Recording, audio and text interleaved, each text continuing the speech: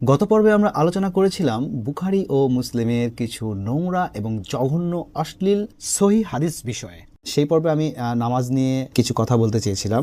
যেভাবে বুখারী মুসলিম আমাদের সঙ্গে ভণ্ডামি করেছে, এই ভণ্ডামিদের অনুসরণ করতে গিয়ে যারা কোরআনকে অনুবাদ করেছে তারা নিজের কল্পনা এবং জঘন্য ধ্যান ধারণা থেকে এই নামাজ বিষয়টাকে, নামাজ শব্দটাকে তারা জোরপূর্বক কোরআনে প্রবেশ করিয়েছে। তো আজকে আমরা এই বিষয়টি একটু দেখব যে কিভাবে এই নামাজ শব্দ, যেখানে সালাত শব্দটা ব্যবহার করাই হয়নি, সেখানে কিভাবে এরা সালাত বা নামাজ শব্দটাকে ইনক্লুড করেছে বিভিন্ন আয়াতে। যেমন সূরা মুজাম্মিল, এটি অত্যন্ত জনপ্রিয় একটি সূরা। এই সূরার অনুবাদ থেকে অনেকে মনে করেন আমাদের নবী মুহাম্মদ সাল্লাল্লাহু আলাইহি সাল্লামকে আল্লাহ আদেশ দিয়েছিলেন রাত্রিতে নামাজ পড়ার জন্য। অনেকে এটাই মনে করেন, কেননা অনেক অনুবাদে এটাই ব্যবহার করা হয়েছে। এখানে আল্লাহ বলছেন যে ইয়া আইয়ুহাল মুজাম্মিল, ওহে চাদর আবৃত। এখানে মুজাম্মিল মানে বস্তাবৃত। তারপর আল্লাহ বলছেন যে কুমিল লাইলা, কুম মানে হচ্ছে ওঠো বা দাঁড়াও, লাইলা মানে রাত্রিতে, ইল্লা কলিলা মানে রাতের কিছু অংশ বাদ দিয়ে তুমি ওঠো বা তুমি দাঁড়াও। এখানে এখন এরা অনুবাদ করেছে কেউ রাতে তুমি নামাজে দাঁড়াও, কেউ লিখেছে সালাতে দাঁড়াও, কেউ লিখেছে রাতে নামাজের জন্য ওঠো। মানে এখানে সালাত শব্দটাই কিন্তু এই বাক্যে বা এই সেন্টেন্সে ব্যবহার করেনি আল্লাহ। অথচ এদের নোংরা চিন্তা ভাবনা, ধ্যান ধারণা থেকে, আজগুবি কল্পনা থেকে এরা ভাবলো যে আল্লাহ রাতে দাঁড়াতে বলেছে, রাতে উঠতে বলেছে, মানে নিশ্চয়ই নামাজে দাঁড়াতে হবে। তাই এরা নামাজ শব্দটাকে এরা ইনক্লুড করে দিয়েছে নিজের ধারণা থেকে। মানে এরা আমাদের নবীজিকে জোরপূর্বক নামাজে দাঁড়িয়ে দিল। অথচ তার পরবর্তী আয়াতগুলোতে আল্লাহ বলছেন যে তুমি রাতের অর্ধেক সময় দাঁড়াও, অথবা তার থেকে কিছুটা কম করো, অথবা তার থেকে একটু বৃদ্ধি করো, এবং সুস্পষ্টভাবে তুমি কোরআনকে পাঠ করো, অধ্যয়ন করো, স্টাডি করো, কেননা আমি তোমার উপর অত্যন্ত গুরুভার আয়াত নাজিল করেছি এবং দিনের বেলায় তোমার জন্য রয়েছে দীর্ঘ কর্মব্যস্ততা। যেহেতু আল্লাহর এই কোরআনটাকে আমাদেরকে জানা বাধ্যতামূলক, এটা আমাদেরকে অবশ্যই পালনীয়, আমাদেরকে জানতে হবে, এই কোরআন নিয়ে গবেষণা করতে হবে। সুতরাং রাত্রিবেলাটায় অত্যন্ত সঠিক সময়, যেমনটি আমাদের নবীকে আল্লাহ বলেছিলেন এবং নবী এমনটাই করেছিলেন। এই সূরা থেকে শুরুর এই কয়েকটি আয়াত থেকে স্পষ্ট আল্লাহ নবীকে উঠতে বলেছেন, রাত জাগতে বলেছেন, অর্ধেক বা তার কিছুটা কম বা তার কিছুটা বেশি, এবং কোরআন তিলাওয়াত করতে বলেছেন, কোরআন পাঠ করতে বলেছেন, কোরআনকে স্টাডি করতে বলেছেন। সূরা বাকারার 239 নম্বর আয়াতে আল্লাহ এখানে বলছেন, এখানে আমরা কয়েকটি অনুবাদ পড়ব। যেমন আল বায়ান, সে লিখেছে কিন্তু যদি তোমরা ভয় করো তবে হেঁটে কিংবা আরোহণ করে, এরপর যখন নিরাপদ হবে তখন আল্লাহকে স্মরণ করো, যেভাবে তিনি তোমাদেরকে শিখিয়েছেন। এখানে দুটি পয়েন্ট আছে, আমি আপনাদেরকে সুন্দরভাবে বোঝানোর চেষ্টা করছি। তাহসিরুল লিখেছে যে যদি তোমরা ভয় করো তবে পদচারী কিংবা আরোহী অবস্থায় নামাজ আদায় করবে। আবার মুজিবুর রহমান লিখেছে যে যদি তোমরা আশঙ্কা করো বা ভয় করো সেই অবস্থায় পদব্রজে বা যানবাহনের উপর সালাত সমাপন করে নিবে, সালাত সমাপন করে নিবে। মানে এরা এমনভাবে বলছে, এমনভাবে অনুবাদটা করলো যেন এখানে নামাজের কথাই আল্লাহ বলেছে, কিন্তু বস্তুত এখানে নামাজ নামক কোনো শব্দই ব্যবহার করা হয় না। অর্থাৎ সালাত যে শব্দের অর্থ সবাই নামাজ মনে করে, সেই সালাত শব্দটাই এখানে অনুপস্থিত। এই বাক্যের কোথাও সালাত শব্দই নাই। অথচ এরা এদের নোংরা চিন্তাধারা থেকে, এরা আজগুবি কল্পনা থেকে এরা এখানে নামাজ শব্দটা ব্যবহার করলো।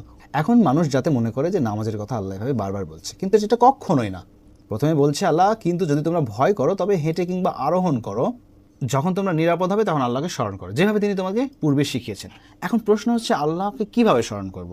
এবং আল্লাহ এখানে বলছেন যে তিনি যেভাবে তোমাদেরকে পূর্বে শিখিয়েছেন, তার মানে অবশ্যই আল্লাহ এই 239 নম্বর আয়াতের পূর্বে আমাদেরকে অবশ্যই শিখিয়েছেন। তো এখানে আমি বেশ কিছু অনুসন্ধান চালিয়ে দেখেছি যে হ্যাঁ, সত্যি আল্লাহ 200 নম্বর আয়াতে আমাদেরকে শিখিয়েছেন আমরা কিভাবে আল্লাহকে স্মরণ করব। একেবারে সব কিছু স্পষ্ট। এগুলো বোঝার জন্য ওই মদিনা ইউনিভার্সিটিতে গিয়ে হাদিস বিশারদ বা হাদিসের শিক্ষা লাভও করতে হবে না, ঢাকা ইউনিভার্সিটি থেকে অনার্স মাস্টার্সও করতে হবে না। এগুলো পানির মতো সহজ। আল্লাহ সূরা কামারে বারবার বলছেন যে আমি এই কোরআনকে অত্যন্ত সহজভাবে নাজিল করেছি যাতে তোমরা বুঝতে পারো। তবে কেউ কি আছে উপদেশ গ্রহণকারী? বারবার এই কথা বলছে। সূরা কামার আপনারা পড়বেন, সেখানে আল্লাহ 4 থেকে 5টা আয়াত পর পর এই কথাটা বারবার রিপিট করতেছে যে আমি এই কোরআনটাকে অত্যন্ত সহজভাবে নাজিল করেছি যাতে তোমরা বুঝতে পারো। কোনো উপদেশ গ্রহণকারী আছে কি? আর আমরা বলতেছি যে না, এই কোরআনকে বোঝা সম্ভব না, এটা বোঝার জন্য আমাদের আলেম ওলামা সব ভণ্ড ধর্মগুরুদের কাছে যেতে হবে। যেমন এই আয়াতে আল্লাহ বলছেন যে তারপর যখন তোমরা তোমাদের হজের কাজসমূহ শেষ করে ফেলবে তখন আল্লাহকে স্মরণ করো। এখন আল্লাহকে কিভাবে স্মরণ করবে আল্লাহ শিখাচ্ছে। আল্লাহ বলছেন যে যেভাবে তোমরা স্মরণ করতে তোমাদের বাপ দাদাদেরকে। ভাই সিম্পল বিষয়, আমরা আমাদের বাপ দাদাদেরকে, আমাদের যারা অতীত হয়ে গেছে তাদেরকে আমরা কিভাবে মনে করি? কিভাবে স্মরণ করি?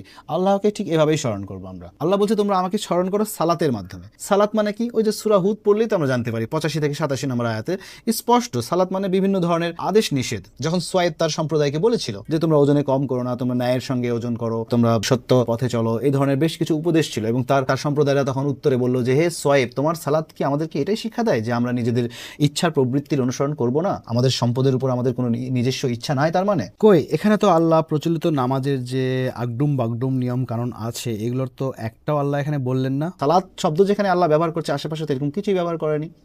সূরা হুদের ওই 85 থেকে 87 নম্বর আয়াত পড়লে স্পষ্ট সালাদ মানে কি সেটা আমরা জানতে পারি। সালাদটাকে আবার কায়েম মানে যে শুধু অন্যের কাছে প্রচার করা তা নয়, নিজেকেও পালন করতে হবে, সেটা আমরা আবার জানতে পারি এই সূরা বাকারার 43 এবং 40 নম্বর আয়াতে। আবার আমরা আল্লাহকে কিভাবে স্মরণ করবো? এই ভালো কাজগুলির মাধ্যমে স্মরণ করবো, যেহেতু আল্লাহ বলেছে তোমরা আমাকে স্মরণ করো সালাতের মাধ্যমে। আবার আল্লাহকে আমরা কিভাবে স্মরণ করবো? এই যেভাবে সূরা বাকারার 200 নম্বর আয়াতে আল্লাহ স্পষ্ট বলছেন যে যেভাবে তোমরা স্মরণ করো তোমাদের বাপদাদাদেরকে, এমনকি তার চেয়েও অধিক স্মরণ করো।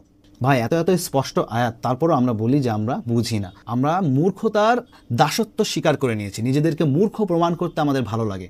কেউ একজন এখনই আমরা কারোর সামনে গিয়ে কোরআনের কথা বলতে লাগবো, তখন সে বলবে যে তুই এসবের কি বুঝিস? হ্যাঁ, এসব বলবে তো আলেম ওলামারা, তুই কি আলেম, তুই কি বিজ্ঞ?